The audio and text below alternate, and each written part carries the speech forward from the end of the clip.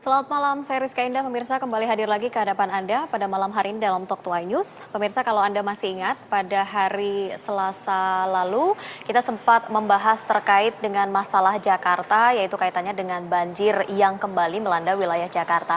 Dan salah satu narasumber kami pada waktu itu juga sempat menyampaikan bahwa ada 3 hal sebenarnya yang masih menjadi PR di Jakarta, yaitu masalah banjir, kemacetan, dan juga sampah.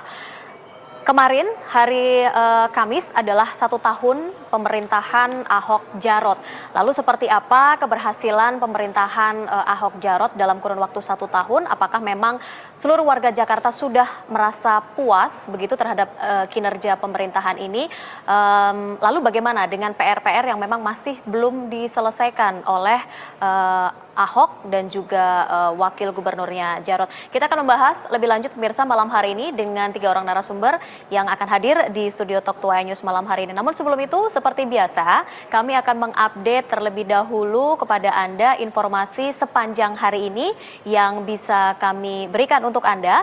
Yang pertama adalah terkait dengan masalah aksi dari kawan-kawan buruh yang hari ini kembali dilancarkan begitu dari berbagai elemen masyarakat dan juga elemen lembaga dan daerah kembali melakukan aksi long march menuju Istana Negara Jakarta. Dan seperti yang diketahui pemirsa bahwa kawan-kawan buruh ini menuntut untuk pencabutan PP nomor 78 tahun 2015 tentang pengupahan yang memang dianggap merugikan bagi kaum buruh. Ribuan buruh ini datang dari berbagai daerah menuju ke lokasi. Mereka berjalan dari arah Cakung, Jakarta Timur menuju Tugu Proklamasi sebelum bertolak akhirnya ke Istana Negara. Isi dalam sejuta petisi ini adalah untuk menuntut pemerintah bisa menaikkan upah buruh sebesar 22% dari KHL dan membatalkan pengesahan PP pengupahan karena dinilai akan membunuh kehidupan kaum buruh.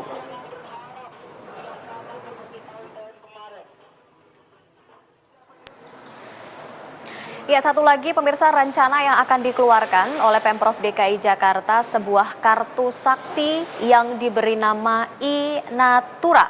Seperti apa sebenarnya keberadaan kartu sakti ini? Bahwa pemerintah Provinsi DKI Jakarta sudah menyatakan bahwa kartu sakti ini nantinya akan digunakan oleh para korban bencana atau warga terdampak bencana seperti banjir. Namun ternyata hingga saat ini memang dari pihak Pemprov DKI Jakarta sendiri belum memberikan keterangan atau kejelasan secara pasti terkait dengan kapan rencana atau bagaimana sebenarnya mekanisme dari pembagian kartu ini.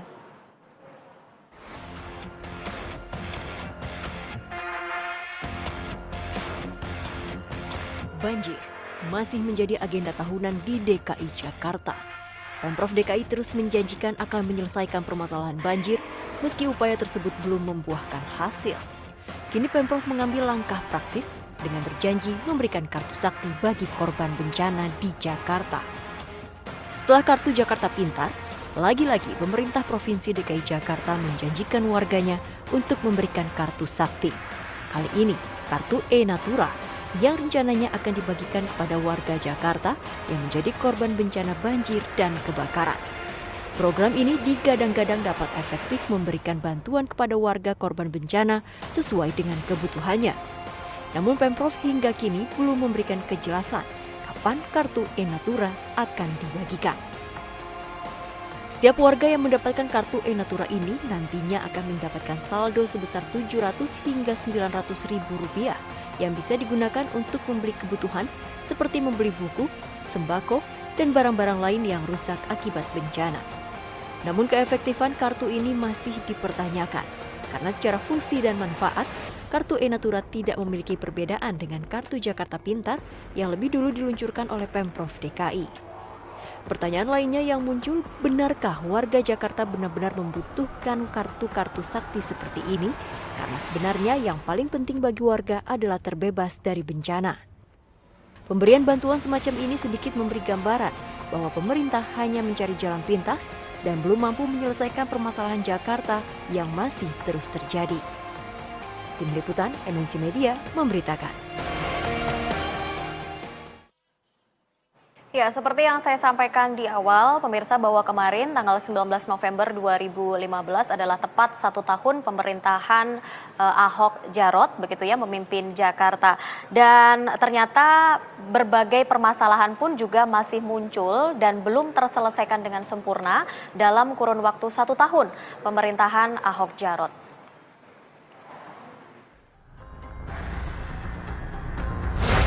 19 November 2015, tepat 1 tahun Basuki Cahayapurnama atau Ahok memimpin DKI Jakarta. Selama perjalanan itu sejumlah kebijakan Basuki sudah dirasakan warga Jakarta. Ada yang puas dan tidak puas dengan kebijakan yang dikeluarkan Gubernur DKI Jakarta. Masih belum. Aku ini melihat gitu ya, kalau kemacetan sendiri malah justru makin parah gitu. Artinya ya dari setiap harinya kan jumlah motor terus bertambah, terus pembangunan monorail juga nggak kelar-kelar gitu, jadinya ya macet masih aja menjadi masalah Jakarta. Puasnya ada enggaknya sih kalau menurut saya. Kalau puasnya mungkin ada beberapa dari segi yang Ahok itu tegas, kayak misalkan ada banyak tempat-tempat yang dibuat sama dia perubahan, kayak Tanah Abang atau parkir-parkir sekarang yang sembarangan itu bisa tertib, pedagang-pedagang kaki lima. Tapi kalau untuk yang tidak puas ya masih banyak kemacetan di Jakarta yang masih ini aja, masih pada umumnya aja macet, banjir. Memang sejumlah pekerjaan rumah yang besar sedang dihadapi Ahok dan Jarot. Mulai dari penanganan banjir yang belum maksimal, tata kota dan lingkungan khususnya dalam hal kebersihan dan keindahan masih belang-belang. Tidak hanya itu, di bidang transportasi masih banyak bus Transjakarta yang tidak layak pakai dan mudah terbakar. Metro Mini dan Kopaja yang reot masih beroperasi hingga penyelesaian Mass Rapid Transit atau MRT yang belum maksimal. Sikap arogan dan ceplas-ceplos Ahok pun menjadi sorotan. Apalagi Ahok sering berseteru dengan anggota DPRD DKI Jakarta membuat rapor merah kinerja Ahok.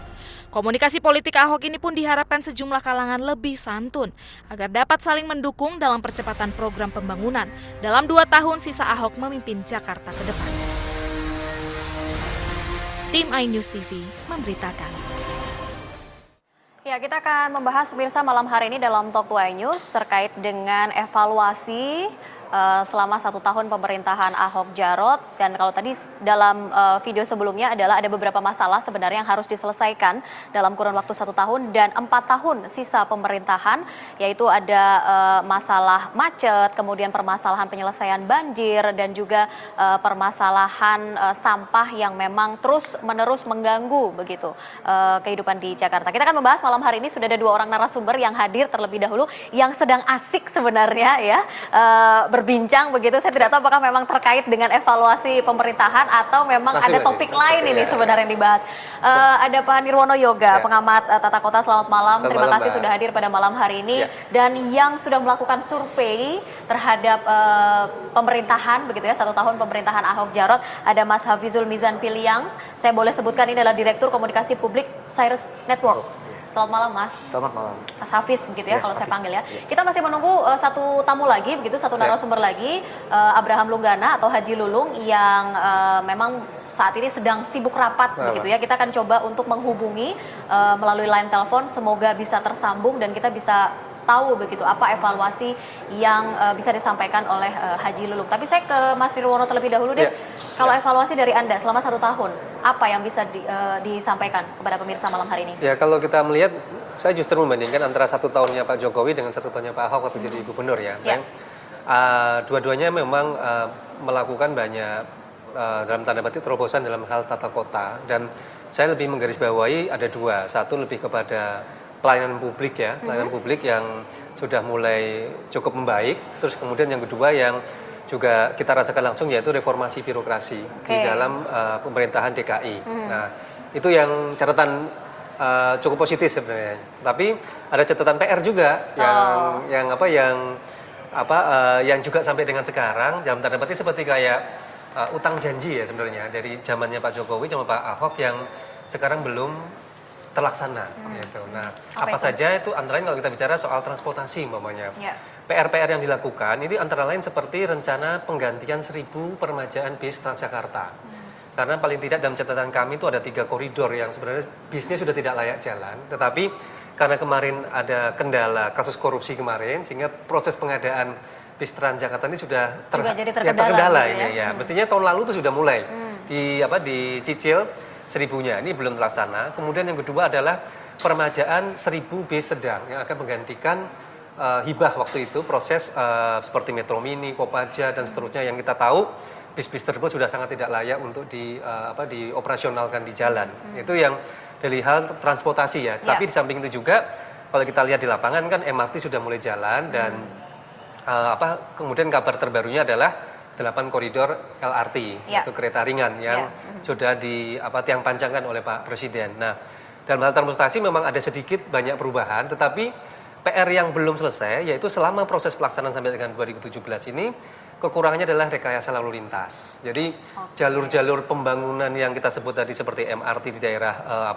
Sudirman Tamrin sampai dengan Fatmawati, kemudian tiang layang untuk bis Transjakarta yang di Botermong City sampai dengan ke Ciledug, itu merupakan sekarang ini adalah jalur-jalur neraka bagi pengendara kan, sampai dengan banyak keluhan yang kita terima karena waktu tempuh dan kemacetan yang luar biasa di luar hujan ya, di luar hujan aja itu sudah sangat menyita waktu sekali. Nah, kedua PR yang juga belum kita lihat hasilnya yaitu penataan banjir tentunya. Nah, ini kita belum bisa menilai untuk yang Pak Ahok ini karena banjir kan hujan baru awal minggu-minggu kemarin. Jadi secara teknis juga belum bisa diberikan penilaian bagus buruknya karena sebenarnya puncak musim hujan itu ada di bulan Januari akhir dan awal Februari. Tapi kalau dinilai dari tindakan preventifnya, apakah sudah cukup berhasil atau? Ya, dalam kaitan ini ada 3 yang kita kemarin amati langsung di lapangan, yaitu pertama perbaikan saluran drainase.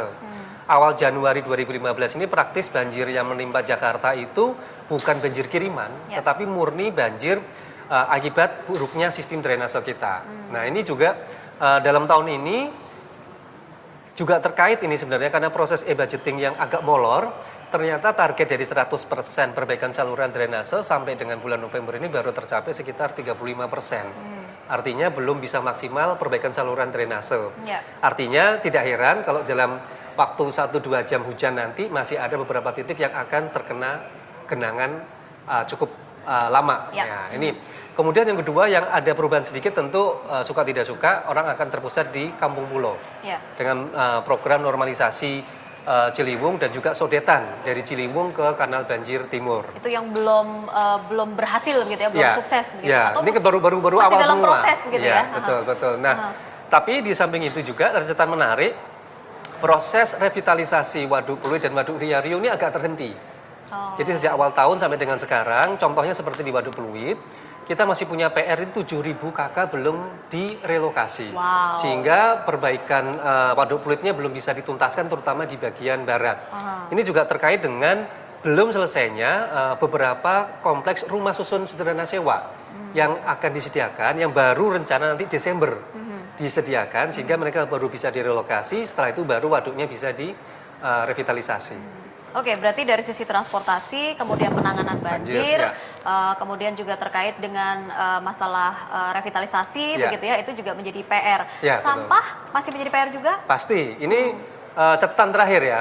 Sampah kemarin ini dengan dibukanya Bantar Gebang 24 jam, kemudian truk tidak dihadang di jalan, bukan berarti persoalan sampahnya selesai sebenarnya. Ini yang perlu kita informasikan ke masyarakat. Jadi ini lebih kepada prosesnya tidak tersumbat sebenarnya, tetapi persoalan mendasar tentang pengolahan sampah di Jakarta masih jauh dari tuntas karena konsep yang masih dikembangkan yaitu kumpul angkut buang plus numpang. Jadi belum ada reformasi pengolahan sampah secara menyeluruh karena rencana untuk pembangunan tempat pengolahan sampah terpadu sementara di 4 wilayah itu kan baru akan dimulai 2016-2017 ya. Seperti yang direncanakan di Sunter, Marunda, Cakung dan Cilincing sebenarnya. Tapi ini masuk dalam baru mau akan proses di 2016. Oke, nambah lagi nih berarti istilahnya PR-nya lebih banyak begitu ya daripada keberhasilan yang untuk saat ini. Sementara. Betul. Jadi gitu, menurut saya dengan beberapa PR yang belum tuntas ini, saya harapkan dalam 2 sisa tahun pemerintahannya Pak Ahok dan Pak Jarot ini kita lebih fokus menyelesaikan PR-PR-nya ini semua. Karena Oke. ini akan berdampak di 2017-2018 seperti akan berkurangnya macet apa tidak, Ya. akan berkurangnya banjir secara signifikan apa tidak. Kalau tidak ya kita tidak akan banyak melihat perubahan dalam 3-5 Pemerintahan tahun ini ini. ya. Ya. Oke, baik. Saya ke Mas Hafiz terlebih dahulu sebelum saya Ya. masuk ke dalam surveinya. Jangan dicontek dulu. Mas Hafiz sebagai warga Jakarta saja, sudah merasakankah keberhasilan selama pemerintahan Pak Ahok dan juga Pak Jarot ini? Kalau yang paling dirasakan pasti ya, kalau di zaman Ahok ini ada pasukan berbaju oranye itu. Kalau saya sebagai warga ya, pasukan berbaju oranye yang tiba-tiba datang Ya. membersihkan semuanya. Membersihkan Itu yang semuanya paling dalam saya artian? nikmati sih, Ya. membersihkan selokan, membersihkan semua yang nggak pernah disentuh. Nah, yang kedua yang paling saya rasakan itu saya bisa ngadu, itu aja. Ya, dengan cepat ya. Saya ngadu dengan cepat, saya ngadu lewat SMS dan lewat Clue itu, Clue, ya, Clue Smart City itu. Aha. Itu semuanya bisa datang gitu loh. Ya. Jadi ada koneksi antara kita sebagai warga kepada petugas pemerintahan. Oke, seberapa cepat respon itu? Kalau di kompleks saya cepat, Oh. kompleks saya cepat. Itu yang saya rasakan sih di Pasar Minggu. Cepat. Tapi kalau secara umum Anda melihat seperti apa? Nah, itu hanya bisa kita lihat dari survei. Kita boleh masuk survei.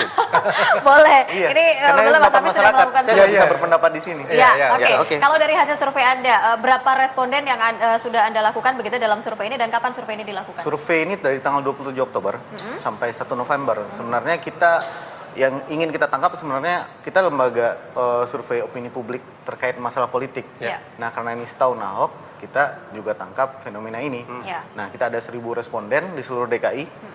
Nah, ini 95% tingkat kepercayaan dengan plus minus 3,1% margin of error. Ya. Jadi angka-angka ini masih bisa bergeser 3,1%. Oke. Terutama untuk elektabilitas dengan poin 100 ya, Ya. bukan poin 10. Nah, kita juga hasilnya itu hampir 51% masyarakat tuh merasa puas, Mas. Hampir 51%. Iya, 42,9% merasa puas. Aha. 7,4% merasa sangat puas. Oke, Nah, kepuasan terhadap apa? Sisanya bukan berarti tidak puas. Ya. Ada 30% lagi yang merasa biasa aja. Mungkin di tempat dia belum ada perubahan. Ya. Jadi orang-orang yang berani state saya puas itu adalah orang yang merasakan. Ya. Nah, ini ini terlepas dari kerja Ahok seperti apa. Ya. Tapi apa yang ditangkap oleh orang itu, apa yang Ahok kerjakan itu nggak terlibat. Ngerjain apa itu tidak dihitung. Tapi terasa atau tidak? 50% ini termasuk tinggi. Nggak ada kepala daerah yang pernah kita Ya. survei dengan Hampir tingkat kepuasan 50% setinggi gitu ini ya. Ya. sampai 51% merasa puas. Ini untuk sebuah incumbent bagi kita cukup besar dan tingkat yang tidak puas itu tinggal 18%. Tidak puas dan sangat tidak puas. Oke. Itu cuma tinggal 18%, ini jumlah yang kecil sekali. Ya. Artinya mungkin tadi banyak yang dibicarakan oleh Pak Nirwono Yoga itu tentang program apa yang berhasil, apa yang enggak. Kita juga tes program apa yang dirasakan masyarakat, apa Ya. yang tidak dirasakan masyarakat, PR-nya kenapa. Tapi yang menarik bagi kita adalah dari survei bulan April ke survei bulan Oktober ini, Ya. awal November ini, terjadi peningkatan tingkat kepuasan tuh lebih dari 11%. Oke, baik Mas Hafiz tahan terlebih dahulu. Nanti kita akan tampilkan data yang Anda miliki hasil surveinya begitu ya. Anda jangan kemana-mana pemirsa, Talk to News akan kembali sesaat lagi.